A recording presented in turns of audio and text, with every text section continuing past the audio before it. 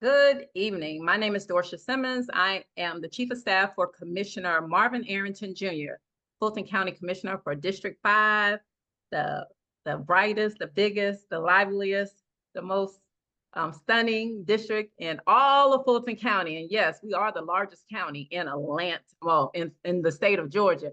But we are here to present our summer district dialogues where we will share important information about tax assessments. And yes, you should you should have received your tax assessments in the mail. So Commissioner Arrington is going to say hello, and then I'm going to share with you all of the events that the District 5 office has going on in the month of July. Commissioner Arrington, the man, the myth, the legend, the Marvin Arrington Jr. Yes. Good evening, everyone. My name is Marvin Arrington, Commissioner for District 5. Excited to have you with us. We're talking tonight. This is our tax town hall. Everyone should have received their tax assessments recently. And so now we have the tax assessors on to talk about the different appeals processes, and I think also we'll be talking about exemptions as well, maybe. So, um, thank you to our tax assessor, Mr. Conley, for being available, and Mr. Felderman for helping out as well. And Dorsha, will go back to you to talk about the upcoming events. So this is this is the first of our town halls. This is virtual so that we can reach our district. We have almost 180,000 constituents in 8 cities in District 5. So of course it would be impossible to reach everyone. So that's why we have the virtual one. But tomorrow we will be in Serenbe in Chattahoochee Hills in South Fulton, and that will be from 6 to 7 at Serenbe Inn in Chattahoochee Hills in Serenbe. Then we will also have an in-person town hall on the 16th at the City of South Fulton Economic Development building off of Old National, and that will be from 6 to 7. And then we will end with the town hall in College Park, Camp Truett. There's a senior center in Camp Truett. We'll be there from 11 to 12, and that will be on July the 18th. Then we have something that's very exciting for the young writers out in District 5. It is the Right to Rise Young Writers Workshop series, and it will be every Wednesday this month, but it won't be this Tuesday. It will start on the 10th, the 17th, the 24th, and the 31st. There's also a competition that's involved with that. If you're a part of our email list, there's information about it. Social media, there's information, but there's a competition. You can actually write to win some money, a scholarship. And then we also have our It Takes a Village back to school drive, where we will be giving out backpacks full of supplies. That will happen on the 19th at Wolf Creek Library, 5 to 6. It will also be at the Fairburn Library from 5 to 6. And then we'll culminate. There will be $5,000 worth of book scholarships for college students who write on the It Takes a Village topic. And then there will also be the Right to Rise check presentations for those who have entered into that competition. And all of that will culminate at the Gladys Denard Library on July 26th from 5:30 to 7 o'clock. So there's a lot going on. But if you go to our website, all of that is there on our social media and the e-blast. And there are flyers in our libraries throughout the district. So we just have a little bit of everything for everyone. There's a lot of goodies in store for the children so that they can stay active during the summer before they go back to school. So that's all I got, Commissioner. Back to you. Awesome. Well, thank you. As you hear, we have a lot of great activities going on. This is I believe, our 10th year doing our back to school essay competition for college students. And so we're very excited about that. And it's open to all students in that live or attend school in Fulton County. So please spread the word. We're real excited about that. We want to make sure that we help our children get a good start to college, but also for the new school year, the up and coming new school year. So we're giving out supplies and giveaways to our students that will be here, and also scholarship money to those students that participate in the two different writing competitions that we have. So we certainly look forward to that. I think at this point, we're going to turn it over to Mr. Keith Fettelman to talk about, um, to give us all the updates directly from the horse's mouth, directly from the assessor's mouth. And so, Mr. Fettelman, it's turning it over to you. All right. Well, thank you, Commissioner Arrington. I guess to start off with, we could start by sharing the screen here with the appeal form, if that would be all right. All right, there it is. There are basically six categories that you can file an appeal for. One is probably the most common, and that is value. The other is uniformity, taxability, exemption denial, a breach of covenant, or a denial of a covenant. The main ones we deal with are usually value and uniformity for most people. Taxability would be if you feel that your property should be exempt from taxes, and there's an exemption denial. That would be if your homestead was denied, or another exemption that you applied for were denied, you could appeal that. The breach of covenant and denial of covenant is lesser used, but those are basically for the CUVA program, which is conservation use, usually with people that have acreage over 10 acres. There are different ways to appeal, or I should say paths to appeal, and that would be the Board of Equalization, arbitration, and hearing officer. The Board of Equalization is usually the most popular to go with. I would say probably 95% of all appeals follow that route. The next is arbitration. For arbitration, you will also need to supply an appraisal with that appeal, and that appraisal is reviewed and a decision is made whether to accept it or to offer a different value. The final process is for a hearing officer type of an appeal. You have to be a non-homesteaded property, and the fair market value of the property has to be at least $500,000 or more. If we move down further on the form here, we have a billing preference of 85 or 100%. It defaults to 85%. You can select the 100% if you like. What that basically means is that until the appeal is finalized, you will be billed at 85% of the previous year's value or the current year's value until the appeal has been settled, and then you will either receive a final bill or a refund depending on how successful the appeal was. Below that, we have property owner comments. I guess my advice to give to taxpayers is to put relative comments that would pertain to the value. We don't need to hear that the taxes are too high. We don't have any control over that. We deal with the value of the property. So we're looking at issues that pertain to the physical characteristics of the property.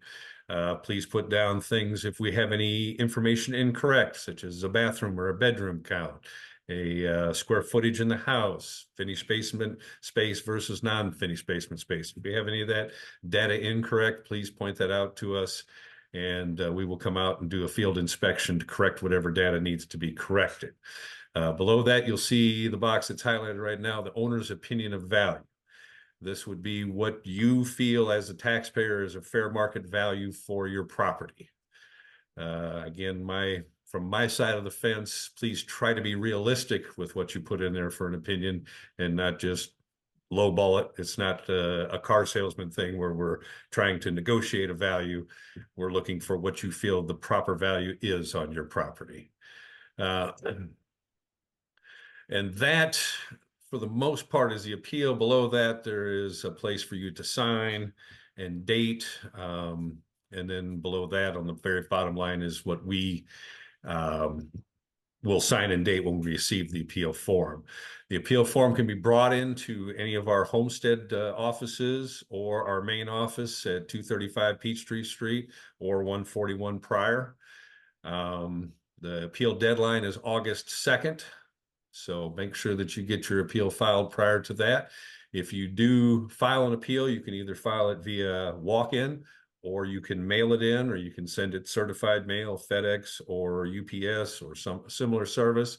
We do not accept email filings of appeals. So make sure it's either via the mail, in person, or through one of those services. And I don't know if there's any other questions. Sure. Do you also accept appeals through the tax assessor's website? Yes, I'm sorry. Thank you for bringing that up. We do have online filing through our website. It's fultonassessor.org. And if you go to that, you will click on the gray box. It's on the right-hand side that says there's a drop down that says appeals. I don't know if you're on the same website as what I've got up here. This is the Fulton Assessor. There you go. And on the right below quick links, there you go. In the gray box, you'll have appeals, and you'll click on property appeals, and that will take you to the online filing. And it gives you a link there, online services. You just follow that and fill out what is asked, and then you can also fill in your comments. I do believe you can attach any documentation that you want on the online, and of course, your mail-in appeals, any other documentation you'd like to submit to support your argument for your value. Can we go to the appeals there? I think it will require me to set up an account. No, just not the online services. Oh, sure. Yeah, let me get back to it. In the meantime, Keith, would you also explain to people if they have not received their notice yet, how they could find it? Yes. Let me address one thing here. If, on the manual filing, if you'll scroll down just a little bit farther there it says the appeal form. There you go. You can click on that and print out an appeal form if you'd like to be presented if you do a manual filing. The other thing is if you have not received your assessment notice in the mail, and we can go to the basic property search back on the front. There you go.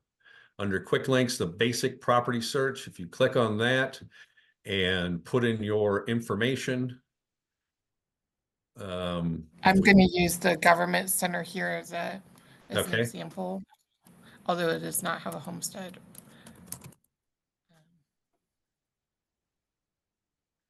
Okay. Look up, there you go.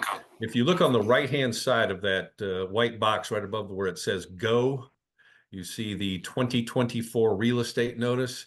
If you click on that, it will pull up your notice. It takes about a minute or two for it to pull up. It is a little bit slow, but it does work. And that should populate here in, like I said, about a minute or so.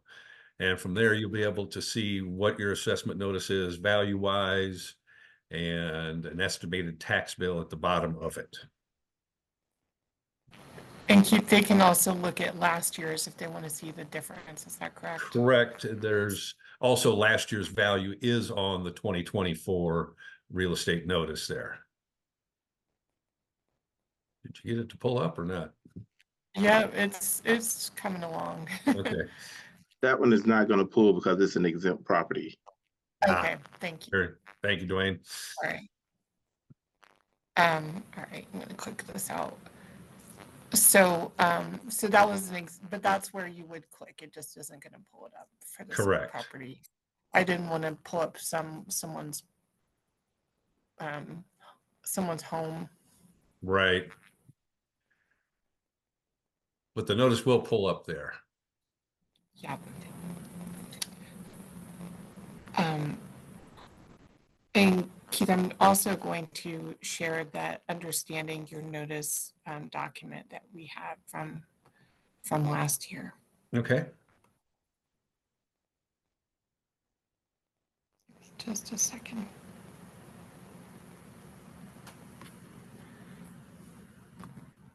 So we want to make sure that everyone pays their fair share of taxes and no more. And certainly if you are entitled to an exemption or believe that the value of your property may be incorrect, we want to point you in the right direction so that you will know the proper procedure to appeal the value. I remember a few years back, I had to appeal my value on my home, and I was able to get nearby homes off of Zillow and other websites and submit the values. There were new homes being built in my subdivision that were whose value was higher than the older homes in my subdivision, and I was able to show the prices for the older homes that were being sold versus the prices of the newer homes that were being sold. And so Uh, again, make sure that if you believe that you did not get an exemption or the value of your property has been assessed wrong, that you file an appeal. And I think Jessica was showing us a different form.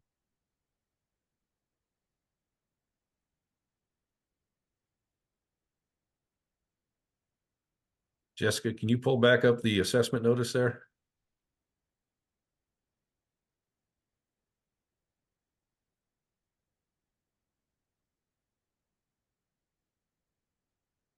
All right, well, we may have lost her.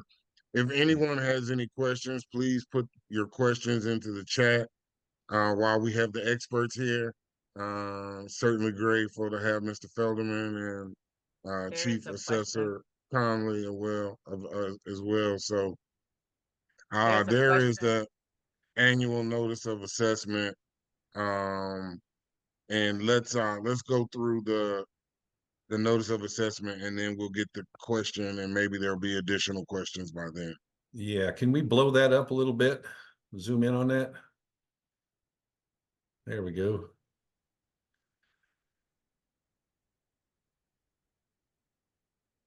Can you all see my mouse? I'm circling around the address right now.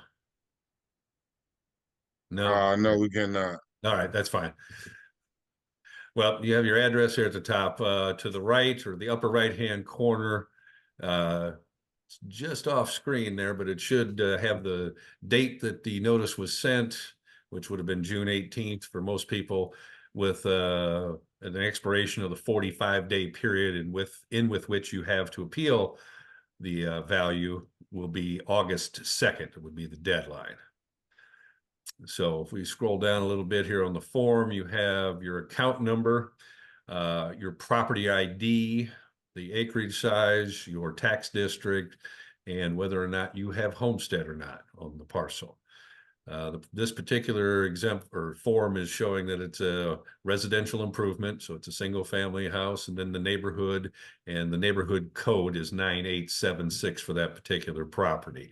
Then you have the property address underneath that, and that is followed by a couple of lines there with numbers. The top number is going to be your appraised value. And the previous year is the 506, and then the current year is 515,400 on this particular form. The numbers underneath that are simply 40% of the number above, and that is the assessed value. That is the value that you will pay or be based your taxes on, which was illustrated there below. In actually under Fulton bonds, you can see the net taxable line is 206,160, which is the same as the 40% value of the current year's appraised value. The other numbers are taking into account a homestead exemption. The Fulton operating there, you see the 30,000. If you add 30,000 to the 176,160, you're at the 206,160, which is 40% of the appraised value. So all of those are a function of the homestead exemptions and maybe other exemptions that you may qualify for. Again, this is an estimate. We do try to do our best to get it to be accurate, but without knowing what the exact millage rates are, and sometimes people's homestead exemptions will change. Again, this is an estimate, but it should be in the ballpark of what you're going to end up paying. And this estimate comes from our assessor's office. As you'll see there on the screen, this is not a bill. Your actual bill will come from the tax commissioner's office. And so those two functions are separated so that there was no overlap or confusion in regards to the assessed value. And again, as he stated, you only pay 40% of the praised value as the assessed value, or your and so your taxes are done from that assessed value, not from the appraised value. Correct. All right, so it looks like we do have one question from Miss Carolyn Wynn. Does the Commissioner- local go ahead? Commissioner Arrington, this is Mr. Conley. If I may, there's a couple more points I think may be helpful for the group. Okay, thank you. That's our chief assessor, Mr. Conley. Thank you so much. Thank you, sir. So you guys kind of just talked about the estimated taxes. It's kind of important to understand that the estimated taxes are based on the prior year's millage rate. Millage rate is something that will be set by the commissioners some later on in this digest process, later on in the year. But the estimated taxes is based on the prior year's millage rate. And so we did mention that the notices have hit the mail, but I wanted to offer you a date to when they were mailed. They were mailed on June 18th. You will have 45 days to appeal that assessment if you do not agree with your notice. That expiration date will fall on August the 2nd for the majority of the notices that had been mailed on June 18th. We kind of talked about some of our website where you have the basic search, but we also have yet another search. It's titled the enhanced search. Once you have an opportunity to kind of scroll through our website, what the enhanced search will offer you is an ability to also kind of pull up comparable properties. As Commissioner Arrington said, it'll be very blatant to you, and then you'll be able to identify some comparables to present if you so choose to appeal and appear at a Board of Equalization's hearing. What you may have experienced is you may have experienced some issues with your mailings, receiving your mail in a timely manner. We have received reports that folks have received their mail due to issues of the United States Postal Service. And so we want to make sure that you understand you do not have to wait until you receive a notice in the mail to file an appeal. You can simply look online, get it off our website. And if you disagree with the value, you can appeal based on the notice online. You do not have to wait for it to appear in the mail. Last but not least, just want to give you just a very brief update on the analysis of the market. Comparison from year to year, the market appears to have slowed. It has slowed in the number of transactions that have taken place year over year, but it also slowed in what resulted in what we recorded in the increase year over year. Last year, we reached a double-digit increase, I believe 12% before exemptions, to where this year there was only an overall increase of 6% before exemptions. Breaking it down residentially, you've seen a 7% increase, and from a commercial standpoint, a 5% increase. So there is obviously a difference in showing signs of slowing in the market. Can you Thank address you. one more thing? Yes. So after they've done their appeal and they're not satisfied with that, then what are the next steps? That's a great question. If you're not happy with the decision rendered by the Board of Equalization, hearing officer, or arbitration, you do have the option to file to Superior Court. However, before filing to Superior Court, you just provide the Board of Assessors your intent to file to Superior Court. And by law, we will sit down with you and have a settlement conference. Hopefully, that'll be an opportunity for us to share our opinions and be able to resolve the issue. But at that point, if we're not able to resolve it at that point, you can then file to Superior Court. I believe it's only a fee of $25, so that'll be available to all taxpayers. Thank you, Mr. Conley, Chief Appraiser Conley. I want to get into a couple of the questions. We've got two so far.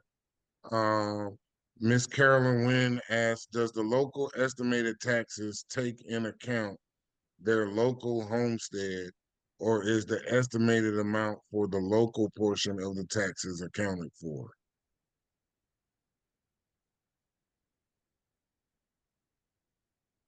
So if we're talking about the taxing jurisdiction, it should take into account. There are a handful of jurisdictions that we do not collect for. And so it may not be reflected on those jurisdictions that we do not collect for. Yeah, I was going to say in Fulton County, there are 18 different taxing jurisdictions.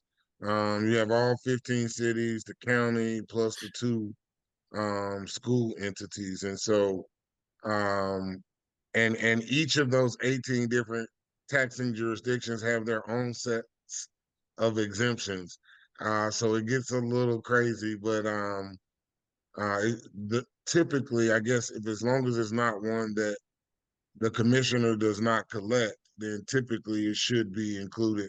Ms. Wynn, I hope that that answers your question. If not, please send us another question. All right, our next question is from an anonymous attendee. Does an increase in the millage rate means one's taxes will increase? I think the short answer to that question is yes. But it also depends because there may be an additional exemption that might apply. You might, and there's an exemption at 62, there's an additional exemption at 65 or 70. So it's possible that there could be an increase in the millage rate, but that without increasing your taxes. And I'll let the experts follow me up on that. Well, another variable to that, of course, is the appraised value. It may be a situation where your appraised value may have been reduced.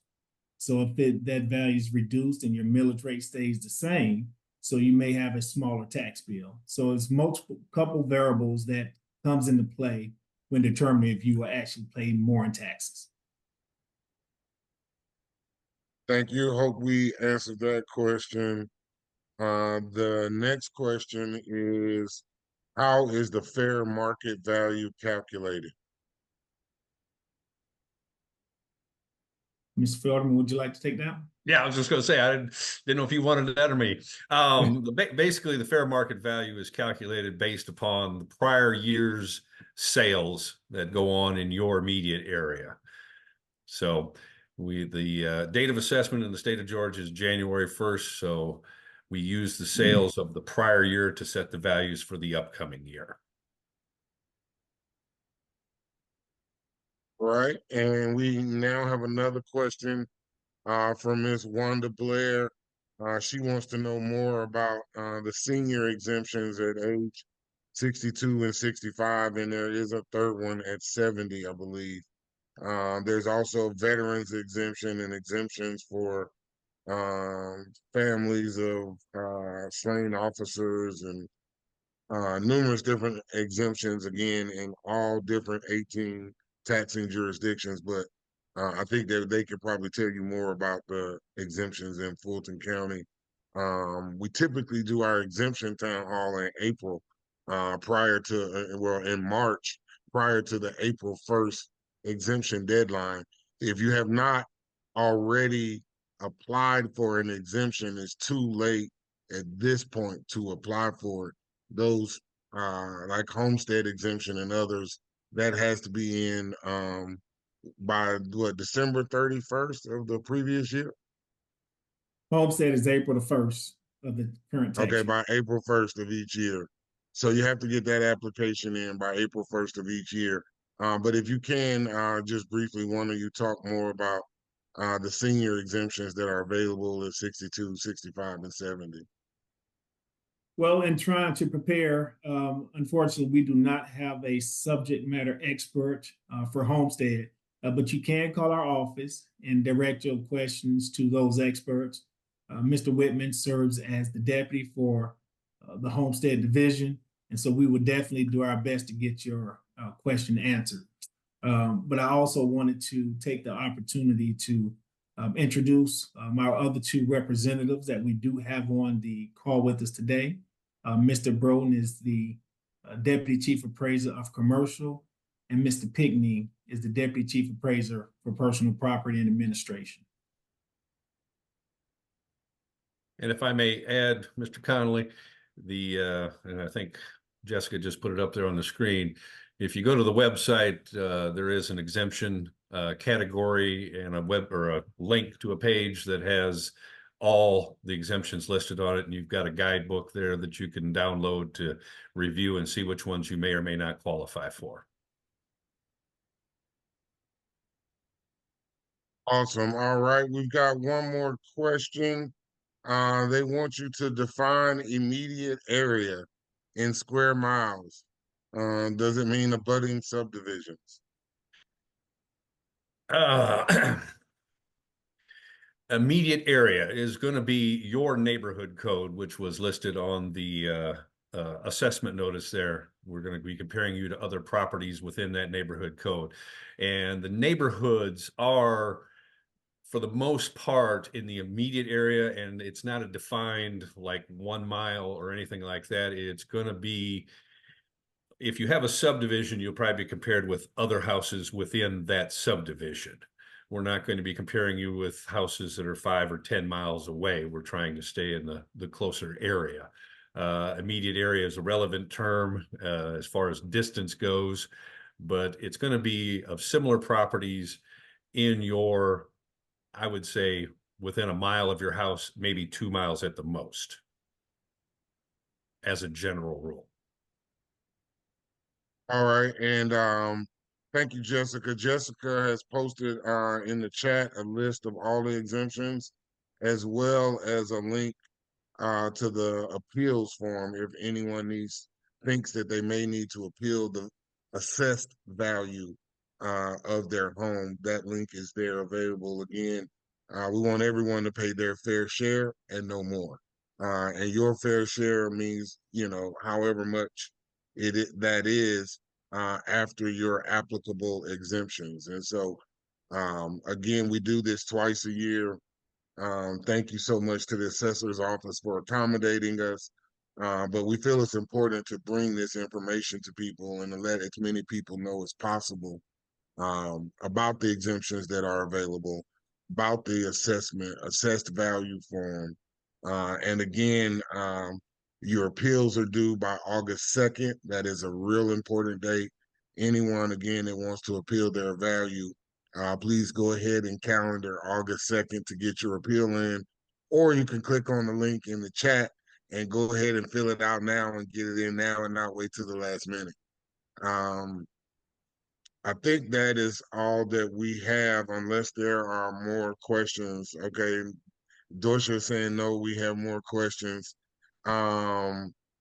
Someone said, can you put a direct link to the senior exemptions? I think that link is there. Carolyn Wynn asked, for those that live on the border of the county, how's the assessment accounted for? You're either in Fulton County or you're not. You're either in Fulton or DeKalb or Clayton or Fayette or whatever. And so you should not be taxed for multiple or from multiple counties. And I don't know if either the assessors have any additional information to add to that. Well, it's all based in the market.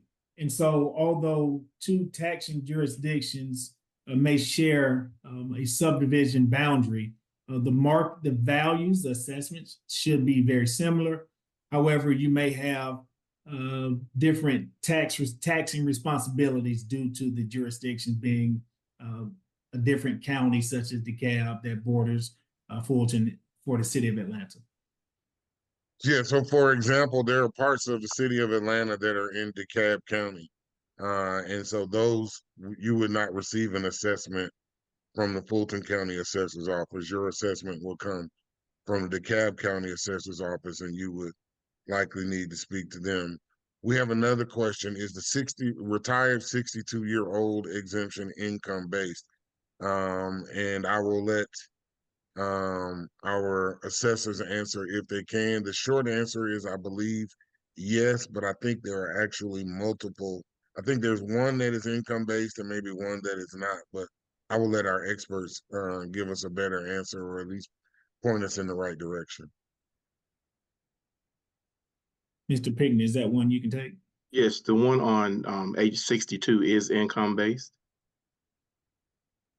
Okay, and then what about 65 and 70? Are those, both of those income based as well?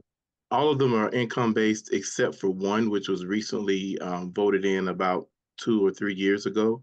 And you just have to be age 65 to get that one. But all of the other ones are income based. Okay, so income based is 62, 65, and 70. And at 65, there's an additional exemption that is not income based. That's correct. Thank you, Mr. Pickney.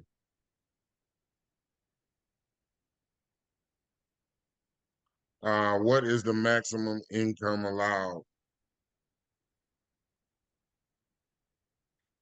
It all varies depending on them. We have about 12 different exemptions and they all have a different income amount. So that link that Jessica put on the chat, it goes straight to the exemption page. And as Mr. Feldman stated, you can go to the exemption guide and it'll list all of them in there and it'll show you what the age, what the amount is for each age group. Awesome, thank you so much. You're welcome. Thank you all for the questions. It's so good to get these questions. We certainly hope that you will share this information with your neighbors and others in Fulton County that may have similar questions. Roderick, when can people apply for their homestead for next year? They can apply now, actually. It will not be applied to, of course, 2025, but we take applications year round. Great question. Great question. All right, looks like we have a couple more questions. Okay,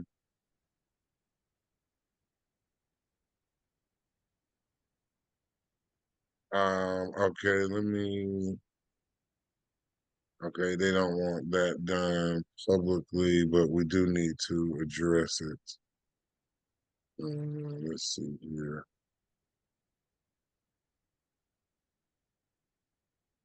Can you have her email me?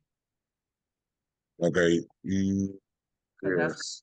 that's from March. So there's a lot that's happened with our emails since the incident.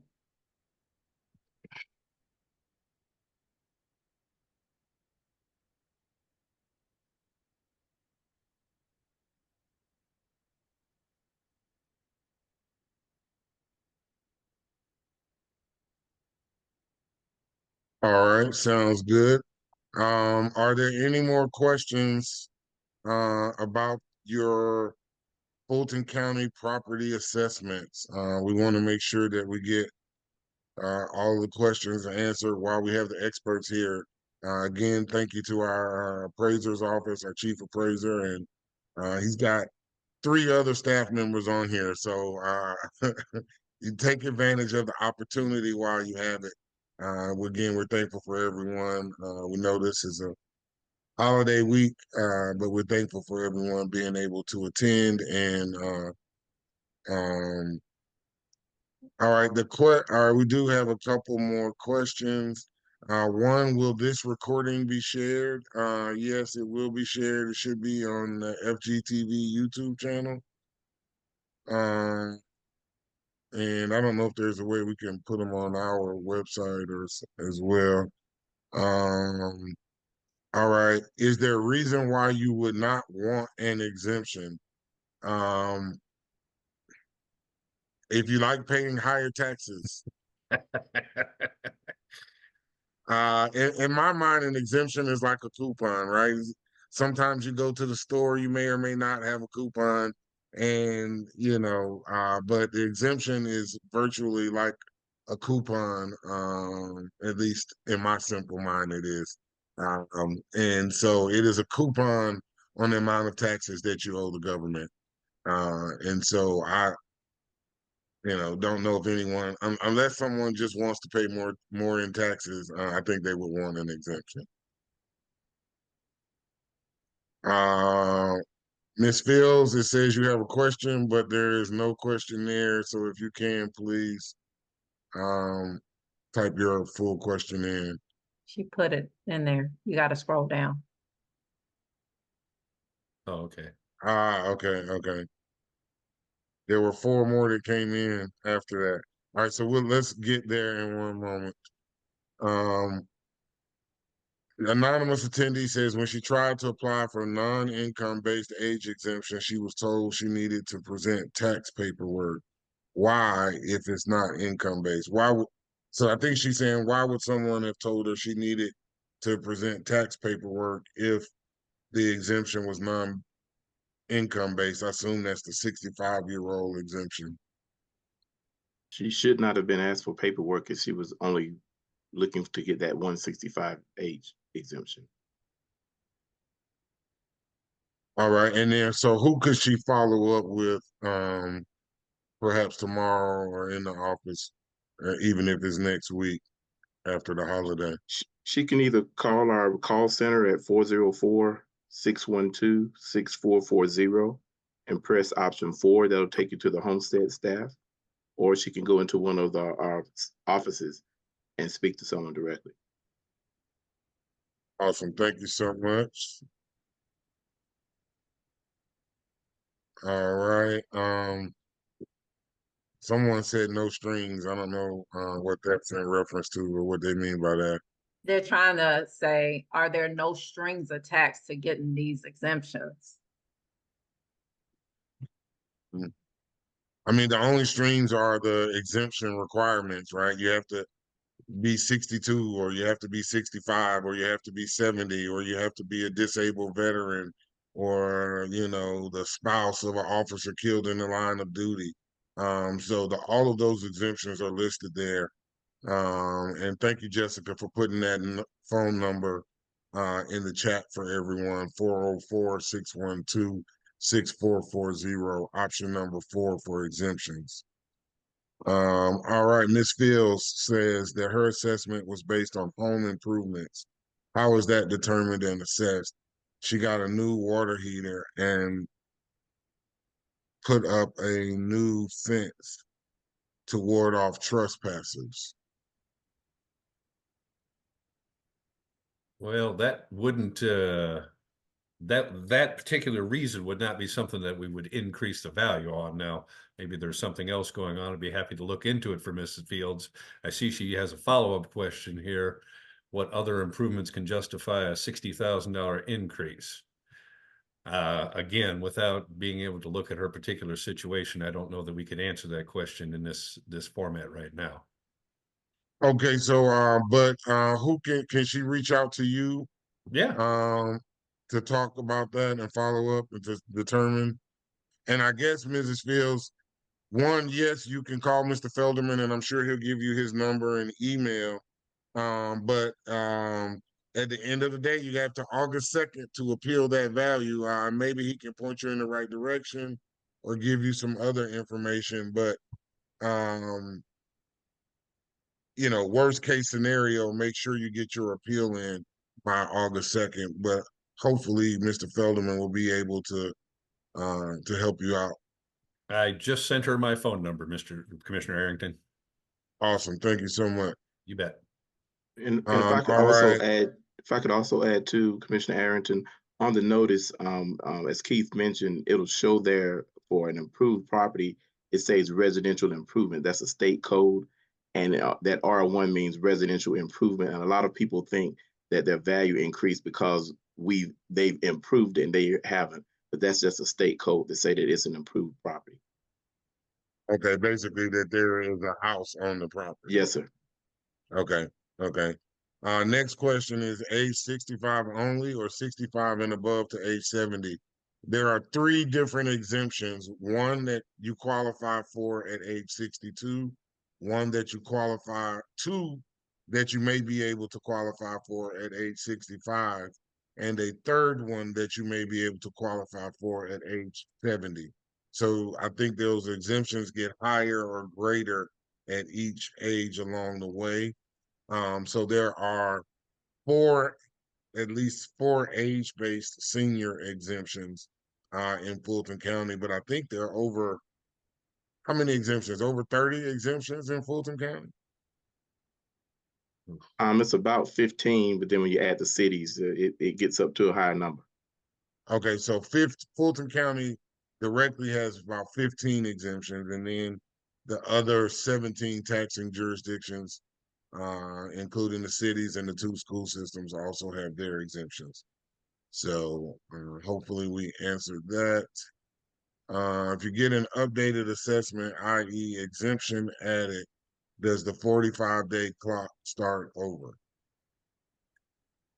You want to take this one, Chief, or you want me to? You're muted. You're muted. You want me to take it? Go ahead. Okay. No, the answer is no. There will not be, there's an updated assessment that will be mailed, but the 45-day clock is not going to start over because the value is going to be the same as what was on the initial assessment notice. And so they'll have to get the appeal in by August 2nd, regardless of the facts. Yes. Okay, yeah, because the tax commissioner has to get all the bills out. So basically after that date of August 2nd, then the tax commissioner goes ahead and sends all the bills out. So that clock will not start over. All right, Ms. Fields.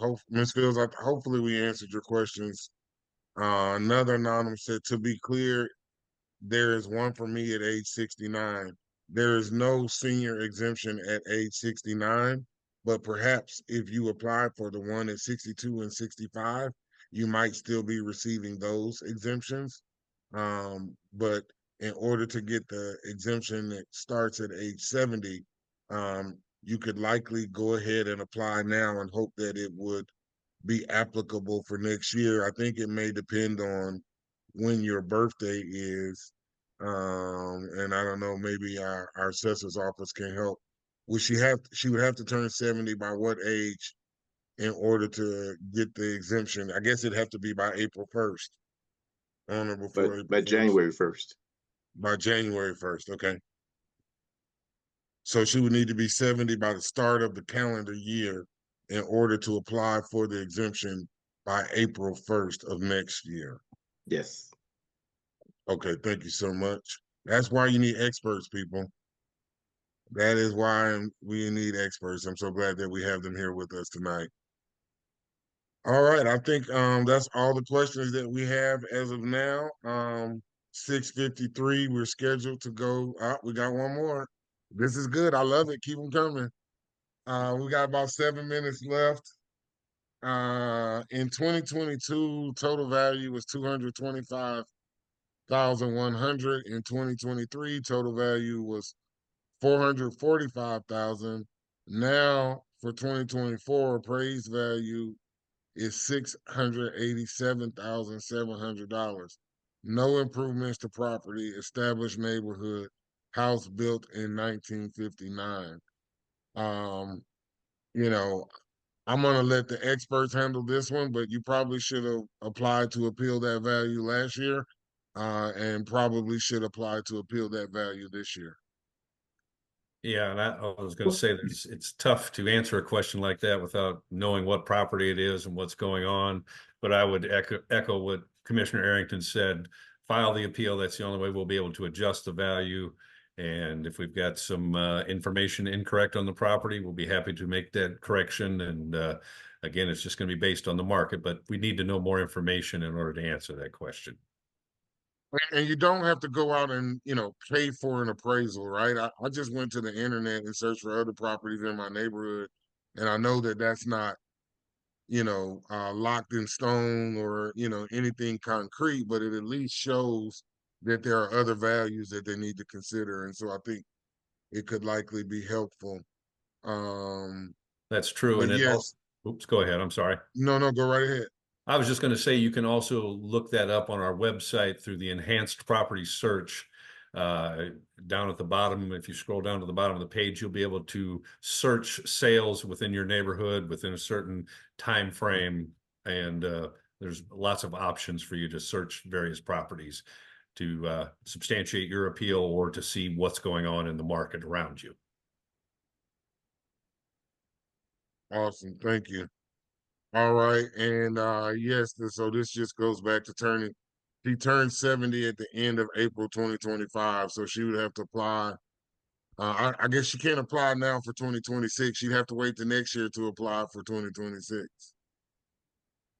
Yes. Yes. All right. Well, we've had a robust discussion, 28 questions answered. Thank you all for your attendance here this evening and for your questions. Thank you to Jessica Corbett for providing us all of the relevant links, the links for exemptions, the links for the appeal process and form, and the phone number to call to find out about homestead exemptions in the assessor's office. Again, the deadline to apply or to appeal your assessment is August 2nd. So please keep that in mind. And that date does not change or extend because of anything. So please be sure to get any appeals in by August 2nd. All right, it's 6:57. Do we have anything else on the agenda, Dorsha? No, we just want everyone to make sure that if you know any high school seniors that are rising into college or any college students who live in Fulton County or attending colleges that are in Fulton County to participate in our annual It Takes a Village book scholarship competition. And also be on the lookout, social media, email, and also on our website for the It Takes a Village back to school supply giveaway that will happen at the 3 locations, and also our Right to Rise for our young writers who are in grade school. The workshops will be happening at Wolf Creek Library beginning next Wednesday, then every Wednesday in January. They should have an excellent time learning how to write in different styles of writing. And yeah, that's it, Commissioner. All right. Well, thank you all. Thank you again to all of our great staff from the assessor's office. Thank you again to Jessica Corbett and her staff. And of course, thank you to my staff, Jarrell, Richard, and Dorsha for being here tonight. And thanks to all of you for being here, because this would not have been as good without your participation and without your questions. Looks like somebody, Tracy Fields, has a hand raised. Ms. Fields, did we answer all your questions? Yes, Ms. Fields says, please make sure everyone is registered to vote in November. Yes, please make sure that you are registered to vote. Certainly, we want to encourage everyone to register to vote, and some to update their registrations, and to actually go and vote in this upcoming November election, and frankly, in all elections. Your vote is your voice. And without your vote, you really have no voice. So at least not as it comes to government. Government is a tool that allows you to get the government that the government that you deserve.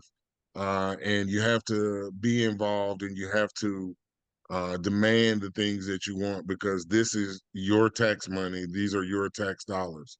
So please just be mindful, and we thank you again. It is 6:59. We'll wrap it up and close it out. Thank you, everyone, for being here with us. I'm Marvin Arrington, Fulton County Commissioner for District 5. We'll see you at our next town hall tomorrow evening.